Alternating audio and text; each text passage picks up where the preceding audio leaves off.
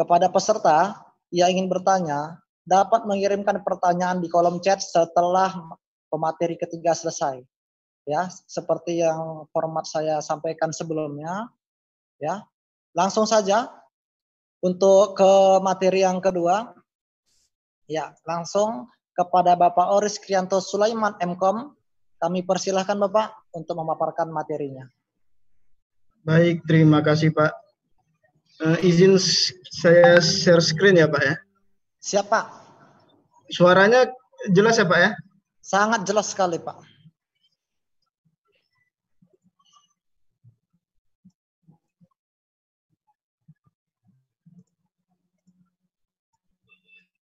Kelihatan nggak Pak ininya, materinya Pak? Kelihatan Pak. Kelihatan. Terlihat ya. Iya Pak. Baik Bapak Ibu, Assalamualaikum warahmatullahi wabarakatuh. Waalaikumsalam warahmatullahi wabarakatuh.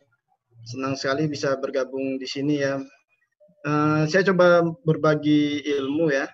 Sebetulnya ini yang terbanyak ini Pak Mesra nih, sampai citasinya ribuan. Tapi insya Allah kiat-kiatnya akan kita bahas di sini.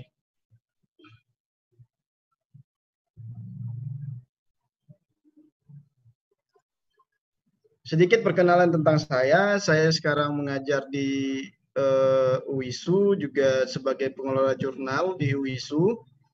Dulunya juga pengelola jurnal di Unimed, dan sekarang kepala divisi FKPT juga di bagian publikasi. Nah, tadi Pak Mesran itu sudah memaparkan bagaimana struktur dari sebuah artikel. Jadi ada bagian atas, di tengah, kemudian ada ya bagian bawah ini. Dan lalu di antara introduction dan methods itu biasanya kadang-kadang ada literatur review. Tapi kadang-kadang literatur review bisa digabung ke introduction, bisa digabung ke methods. Tapi secara umum, secara garis besarnya seperti ini.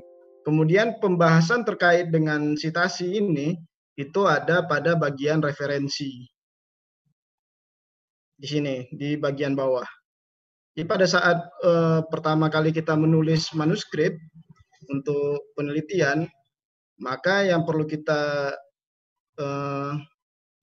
kumpulkan itu adalah referensi-referensi terkait. Jadi nggak bakalan bisa kita menulis pendahuluan, menulis hasil pembahasan kalau kita tidak ada mempunyai referensi. Jadi setelah kita kumpulkan referensi, kemudian kita kumpulkan data-data, baru kita bisa membuat metode dan hasil untuk diselesaikan.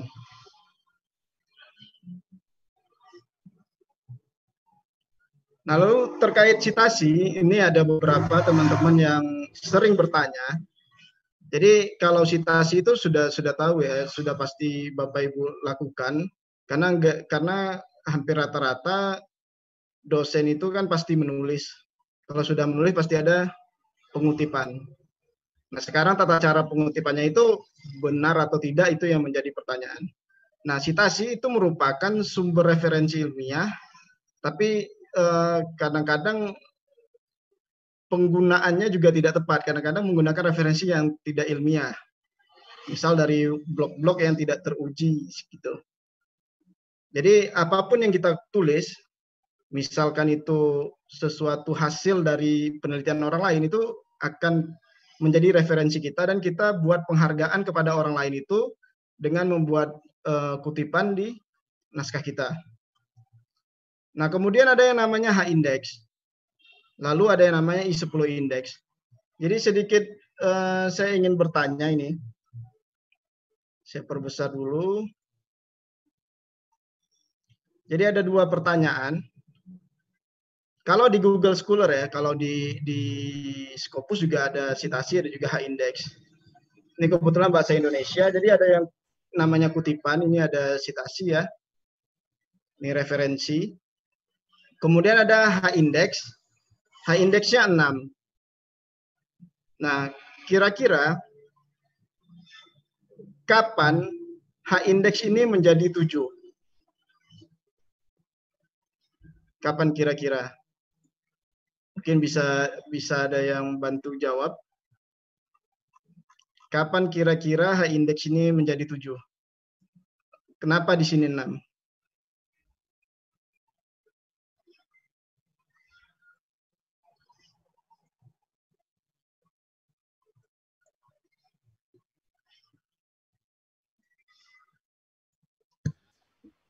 Mungkin karena belum pernah dibuka, Pak, sama orang dan belum pernah dilihat. Enggak, pertanyaannya gini, Bu. Di sini kan indeks hanya 6.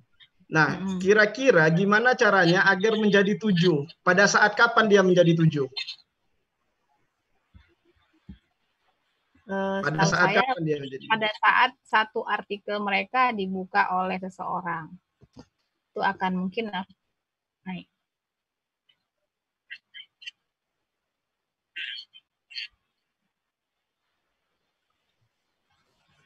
Pak Mesran nggak ikutan harusnya.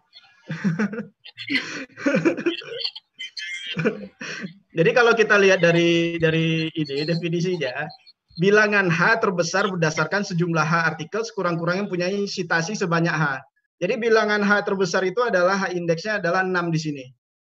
Jadi jumlah artikel itu ada 6 yang disitasi minimal 6. Jadi ada 6 artikel yang disitasi minimal 6.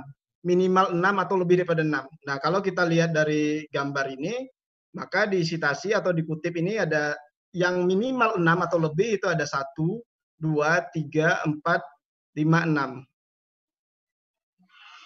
Kemudian ketika dia mau menjadi 7, itu artinya bilangan H-nya udah jadi 7. Artinya harus ada 7 artikel minimal tersitasi 7. Nah, jadi kalau H indeksnya mau jadi 7, jadi teman saya ini, Bu Joli ini, harus ada artikel orang lain atau artikel dia sendiri yang mengutip artikel ini, yang mengutip artikel penerapan metode ARAS ini. Kalau ini menjadi 7, maka H indeksnya akan 7. Karena ada 7 artikel yang minimal tersitasi 7. Itu untuk H indeks. Kalau I10 indeks ini sangat gampang, itu artinya minimal tersitasi 10. Jadi kalau ada 10, maka dia tersitasi. Misal seperti ini dikutip oleh 44, artinya dia minimal udah 10 ya, lebih. Kemudian ini ada 41, ada 2. Jadi ada 2 yang minimal 10 atau lebih. Kalau I10 indeksnya ini menjadi 3, itu harusnya ada salah satu artikelnya yang 10 juga disitasi. Nah, itu untuk citasi ini, pengutipan, kemudian H indeks dan I10 indeks. Nah, ini ada kutipan, kemudian ada referensi. Nah, kalau kita mengutip itu adalah dibuat di teksnya, kemudian nanti referensi itu di atau pustakanya ada di bawah. Ada 2 jenis, nanti bisa dengan nomor, bisa dengan teks dan tahun. Misal yang sebelah kiri ini, itu dia menggunakan pengutipan itu dengan nomor. Jadi nomor 1, nomor 2. Nanti di daftar pustakanya atau di referensinya ada nomor 1, ada nomor 2 juga. Nah, ada juga yang seperti ini bentukannya. Jadi ada yang bentuknya teks dan tahun seperti ini. Jadi dalam kurung, teks, kemudian tahun, kemudian di referensinya seperti ini. Nah, kok bisa beda ya? Tergantung kebijakan dari jurnal target yang Bapak Ibu ingin submit. Jadi misalnya ada jurnal A, kita lihat tuh template-nya, kemudian kita lihat style ya. Jadi ini disebut style, gaya dari pengutipan. Lihat stylenya, kemudian Bapak Ibu harus menyesuaikan style tersebut. Karena kalau kita mau submit ke beberapa jurnal tertentu, kadang-kadang kalau ini salah, nggak sesuai stylenya, itu bisa direvisi, bisa juga di reject. Nah, bagaimanapun kita kalau bisa itu mempermudah si editor.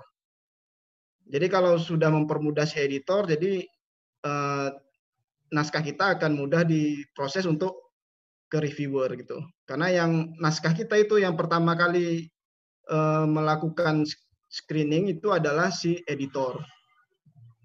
Jadi kalau editornya nggak senang, template-nya asal-asalan, sementara template yang diberikan berbeda, Nah, nanti bisa di-reject. Bahkan beberapa teman yang pengelola jurnal itu sudah membuat video bahkan di YouTube-nya kenapa bisa ditolak tuh sebuah naskah. Nah, jadi yang Sinta 2 misalkan ya salah saja itu ukuran fontnya itu bisa ditolak. Ukuran fontnya. Tapi itu kembali lagi ke kebijakan pengelola jurnalnya. Mana tahu editornya baik, jadi dia langsung proses kan walaupun salah-salah dikit. Nah, nanti pastikan juga dalam menulis referensi agar tersitasi nanti ada nama penulisnya, ada tahun terbit, ada judul artikel. Jadi selengkap mungkin. Jadi akan mudah si Google Scholar ataupun Scopus mengambil metadata seseorang ini. Karena kadang-kadang tidak semua yang kita kutip itu tersitasi. Jadi saya kutip nih, misalkan artikel Pak Alan, saya kutip, saya membuat naskah, saya kutip artikel Pak Alan, tapi di Google Scholar Pak Alan tidak bertambah itu, padahal saya kutip. Nah, bisa saja itu karena saya salah dalam penulisan ini. Nah, kemudian kenapa sih kita mesti mengutip? Karena mengutip itu wajib, kalau enggak ditolak nanti sama editornya. Jadi kita nggak boleh sembarangan ngomong kan, misalkan saya bilang COVID pertama kali di Indonesia itu pada bulan Februari. Saya tahu dia dari mana, jadi saya kutip tuh. Jadi untuk memperkuat gagasan saya juga. Di sini ada juga. Kemudian kita memberikan penghargaan pada ide orang lain.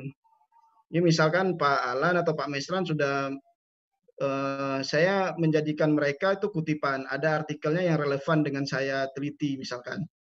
Kemudian saya buat hasil dari penelitian Pak Alan dan juga hasil dari penelitian Pak Mesran. Nah, itu saya juga harus membuat nama mereka di artikel saya. Maksudnya bukan nama si autor ya, tapi nama pada pengutipan. Jadi saya kutip tuh. Jadi penelitian terdahulu itu juga kita harus mencantumkan kutipannya. Karena kita menjadikan mereka itu sebagai referensi. Oke. Kemudian alasan mengutip lainnya itu adalah meningkatkan poin akreditasi jurnal ilmiah. Bagi dosen itu meningkatkan Cinta Score. Nah, untuk meningkatkan poin akreditasi, karena pada saat pengelola jurnal itu mengajukan akreditasi Arjuna, maka ada pertanyaan seperti ini.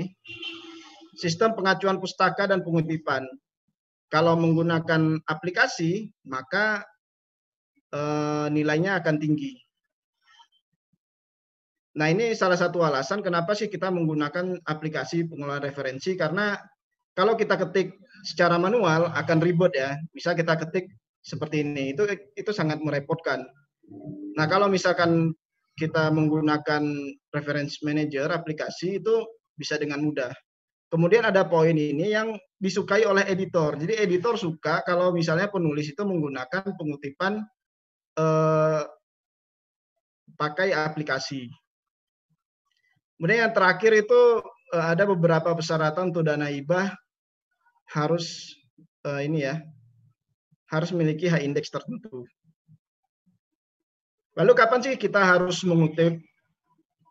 Yang pertama, untuk kata-kata umum itu tidak perlu dikutip ya Bapak Ibu. Misal Bapak Jokowi merupakan Presiden Republik Indonesia. Jadi ini nggak perlu kita kutip karena semua orang udah tahu. Jadi untuk kata-kata umum itu tidak perlu kita kutip. Lalu ada 3 pembagian dalam hal ini saya buat. Yang pertama itu quotation, itu adalah pengutipan langsung. Tata cara pengutipan langsung ini misalkan kita mengutip dari ayat suci misalkan, atau dari undang-undang. Ya sama sekali tidak bisa kita ubah gitu. Sehingga ya kita harus kopas dalam hal itu. Mau nggak mau kita harus kopas. Produk hukum itu kita harus kopas. Jadi undang-undang pasal-pasal itu kita harus kopas. Itu kutipan langsung. Apakah salah? Ya tidak salah. Apakah kebaca di aplikasi misalkan seperti Turnitin? Ya nggak kebaca. Nah, Turnitin itu kalau misalkan kutipan langsung nggak bakal terbaca kalau menggunakan tanda kutip petik 2, tanda petik 2. Itu nggak bakal dibaca sama si Turnitin. Kalau settingan Turnitinnya benar ya, maksudnya memberikan hak akses itu. Karena pada umumnya kutipan langsung itu pasti berada dalam tanda petik 2. Kemudian ada kutipan yang tidak langsung, di mana kutipan itu kita ubah tanpa menghilangkan maknanya, atau dikenal dengan parafrase. Nah, itu bakal sebaiknya digunakan karena itu akan mengurangi tingkat similaritas atau kemiripan dari dokumen yang kita kutip. Nah, misal di sini ada contoh, ini yang merah ini kalau diturnitin ini ya, dianggap mirip, kemudian di parafrase menjadi ini. Jadi bolak-balik kalimatnya, yang penting maknanya dapat gitu. Yang penting maknanya nggak hilang. Kemudian ada summarize, ini meringkas. Ini dari quote seseorang atau dari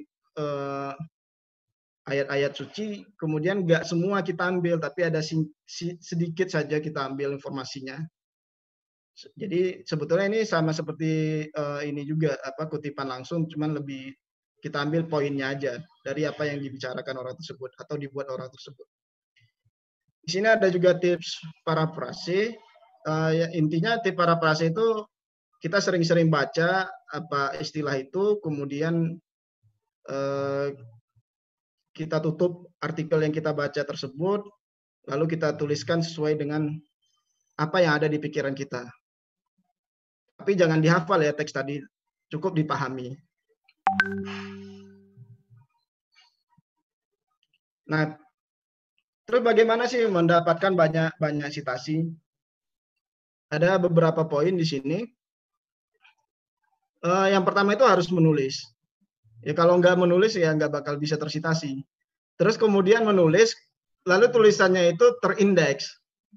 Nah masalahnya ada dosen-dosen yang lama itu dia ikut conference, kemudian conference-nya offline, jadi nggak terindeks.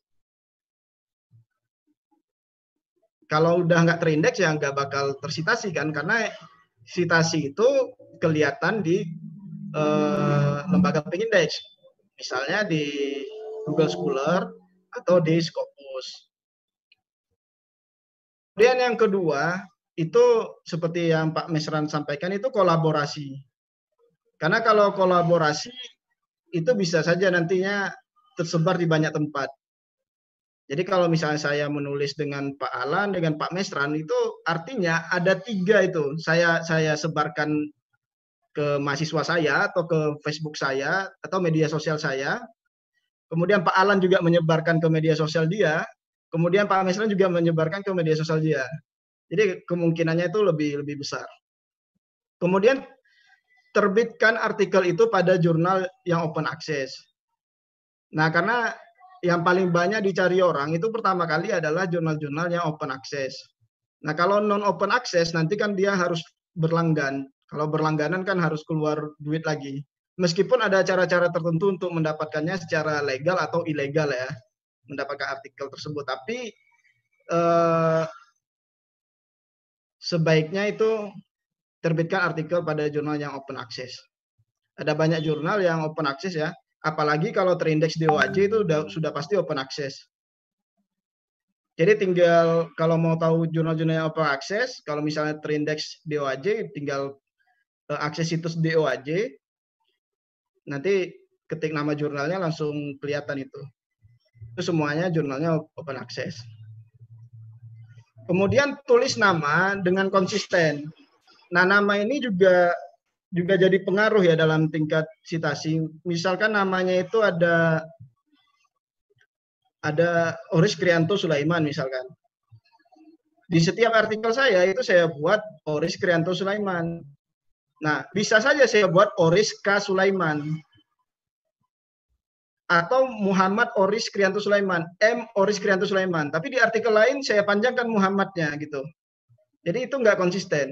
Karena nama selain nama akhir itu boleh disingkat, ya nggak ada masalah. Yang penting nama akhir itu nggak boleh disingkat. Misalnya Oris Krianto Sulaiman Siregar, Oris KS Siregar misalnya, itu bisa saja. Tapi karena saya menggunakan komplit gitu, maka Oris Krianto Sulaiman. Jadi tetap saya gunakan Oris Krianto Sulaiman. Jadi Bapak Ibu juga harus menggunakan nama lengkap. Kalau misalkan ada di artikel itu nama Bapak Ibu disingkat, ya harus konsisten, singkat juga. Ini yang menyebabkan juga salah satunya ya Bapak Ibu, nanti kalau terindeks Scopus, itu namanya ada 2 di Scopus. Padahal dia juga. Apalagi yang namanya satu suku kata kayak mesran. Itu bisa aja dibuat mesran-mesran, itu benar, bisa juga dibuat mesran. Nah, itu kalau misalnya satu artikel Pak Mesran buat mesran-mesran, kemudian di artikel lain metadatanya mesran, itu di Scopusnya ada 2 nanti tuh kebacanya. Makanya harus konsisten. Kemudian terbitkan artikel pada jurnal yang memiliki faktor dampak tinggi. Faktor dampak tinggi ini misalnya set skornya, kemudian di Sinta ya. Kalau Sinta 2 itu kemungkinan naskah kita sudah ditelaah dengan baik. Apalagi Sinta 1, Scopus, yang Q1, Q2 otomatis nanti akan banyak yang melirik penelitian kita. Jadi naskah kita itu memang kualitasnya harus dibuat bagus supaya tersitasi. Lalu kutip hasil penelitian kita sebelumnya yang relevan dengan topik artikel yang sedang kita tulis. Jadi self citation. Jadi gunakan itu. Kalau memang itu penelitian keberlanjutan dari penelitian sebelumnya, jadi kutip aja.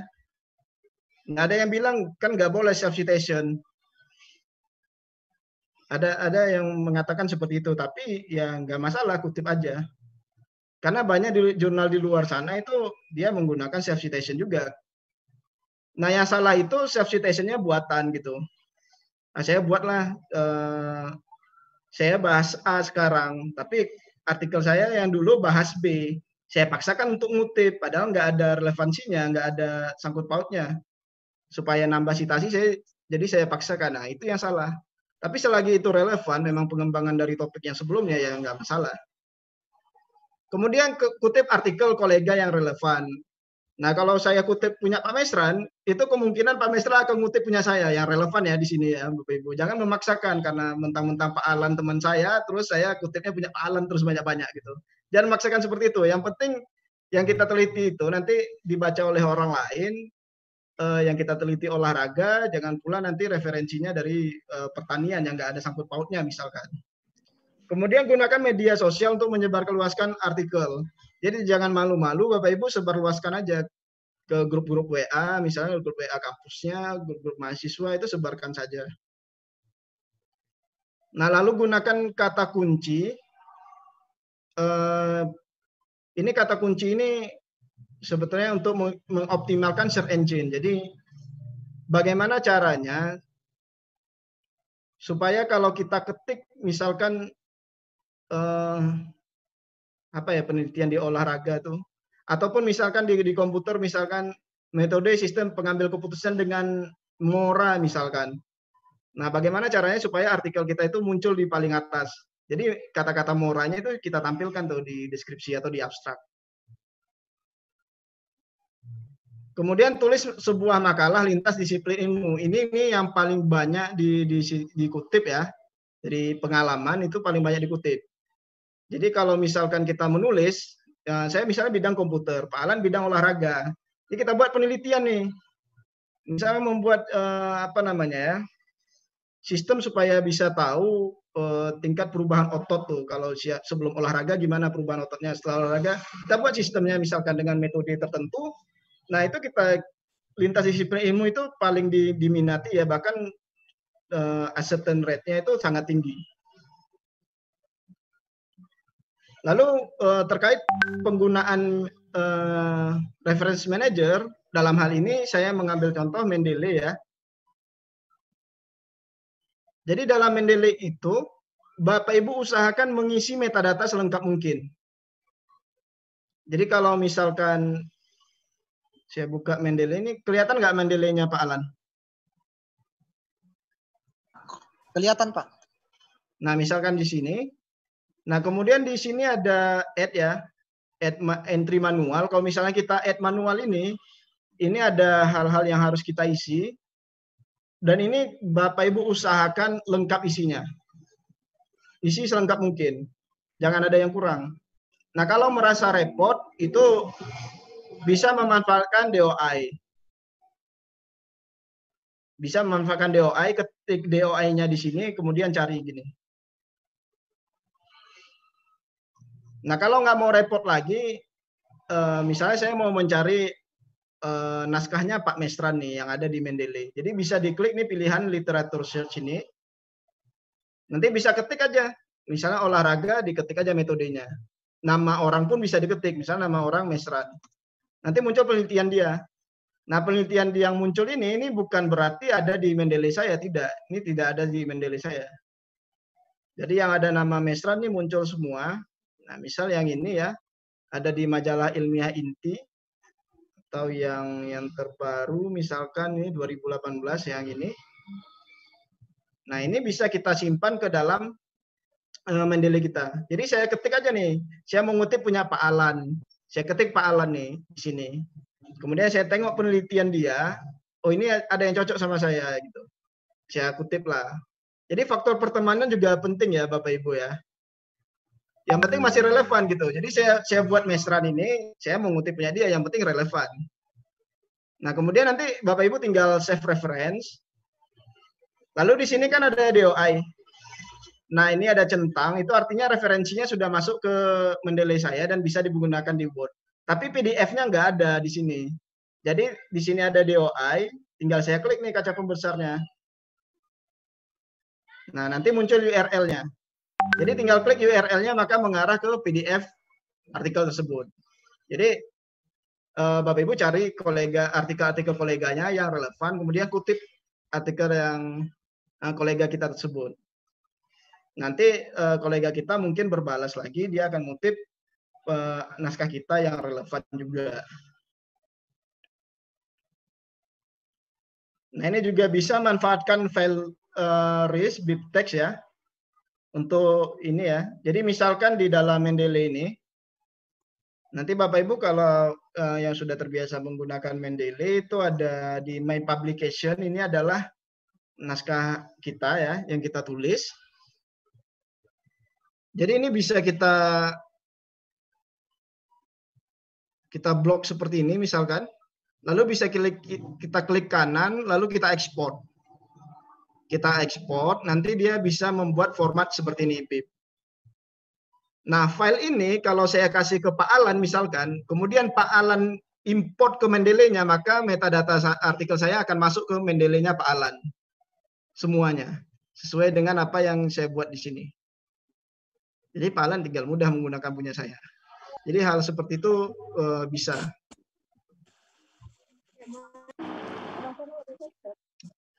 Nah, kemudian yang harus diingat dalam mengutip itu jangan memaksakan menggunakan terlalu banyak referensi. Jangan dipaksakan ya Bapak Ibu ya. Jadi ya yang relevan saja. Jangan mentang-mentang saya berteman dengan Pak Mestran tuh harus saya citasi setiap kali saya menulis. Ya nggak perlu dipaksakan juga. Ya secukupnya saja. Kemudian selalu memastikan setiap referensi telah tercantum. Nah, ini kalau nggak menggunakan Mendeley atau Zotero atau EndNote atau aplikasi reference manager, itu banyak didapati di kontennya itu nggak ada referensi, tapi daftar pustakanya ada, atau sebaliknya. Di daftar pustakanya ada, tapi di naskahnya tidak ada gitu. Padahal apa yang ada di naskah itu semuanya harus ada di daftar pustaka atau referensi. Semuanya. Kalau 10 yang kita kutip berarti ada 10 daftar pustakanya. Hindari citasi yang berlebihan pada artikel diri sendiri. Self citation itu boleh, tapi berlebihan nggak boleh. Nah, ini yang bilang itu saya dapatnya dari Elsevier ya. Jadi ya nggak apa-apa kalau self citation, yang penting jangan berlebihan dan itu harus relevan. Intinya di sini harus relevan. Nah, ini juga hindari citasi yang berlebihan dari satu wilayah atau satu institusi yang sama karena nanti dicurigai. Tapi ini masih minim sih pengecekannya kalau dalam hal ini. Kemudian selalu sesuaikan style. Tadi ada IEEE, ada PA, itu selalu sesuaikan. Ini ya kalimat umum seperti Pak Jokowi tadi Presiden Republik Indonesia saat ini itu tidak boleh dikutip karena semua orang sudah tahu. Nah, selalu mengambil referensi yang terupdate. Nah, agar ini ya biasanya 5 tahun terakhir ada juga yang di sini ada kebijakan jurnal yang membuat kadang 3 tahun terakhir gitu. Itu tergantung kebijakan si editor karena editor kan freedom, dia memiliki hak bebas untuk membuat kebijakan di jurnal yang dikelolanya. Nah, tapi kalau di mengambil referensi terupdate ini juga di beberapa program studi kadang-kadang berbeda ya. Misalkan di kedokteran kadang dia butuh referensi yang lama ataupun di sejarah. Program studi sejarah kadang-kadang sumber-sumber yang lama sering dijadikan referensi. Nah, ini self citation. Jadi self citation itu di Skimago itu bisa kita lihat. Ini misalkan saya contohkan.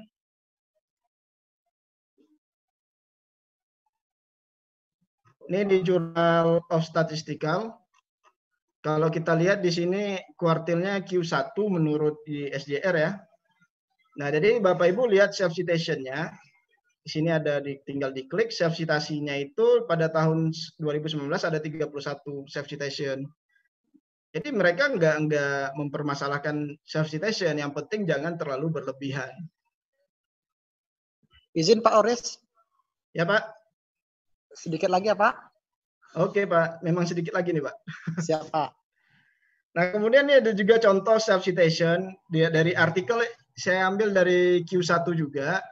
Kalau tadi Q1-nya kita lihat dari Skimago ya, kalau di sini kita lihat dari Scopusnya langsung. Scopus itu membagi kuartilnya itu menjadi 4 ya, berdasarkan percentiles. Jadi percentilesnya itu di sini ada 99 itu sudah masuk ke kategori Q1 karena 75 sampai 99 Q1. Nah, ini juga dia mempunyai self citation juga nih Q1 si Claudia Capello. Nah, ini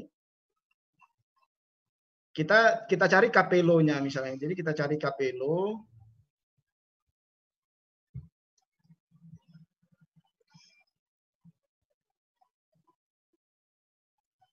Nah, ini dia juga mengutip ya. Nah, ini pengutipannya dari Capello juga, ini dia.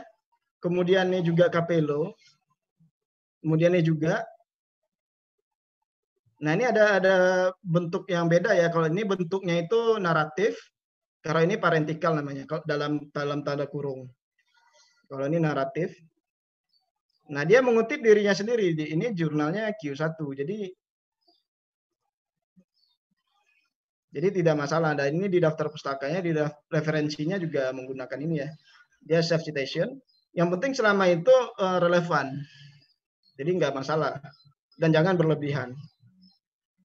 Nah, ini kalau mau lihat siapa sih yang mengutip, itu bisa kita lihat.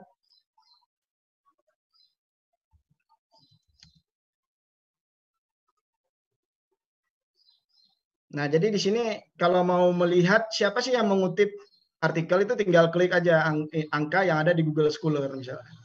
Kalau di Google Scholar ini ada 67, jadi tinggal diklik aja 67-nya. Ini adalah orang-orang yang mengutip artikel tersebut. Nah, ini.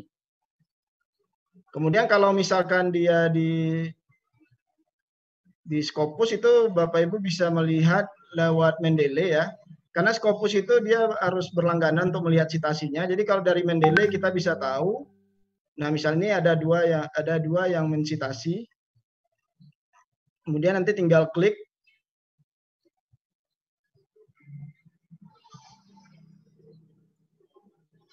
Lalu seperti ini. Nah, siapa yang mencitasi? Nanti ada yang mencitasi. Nah, ini.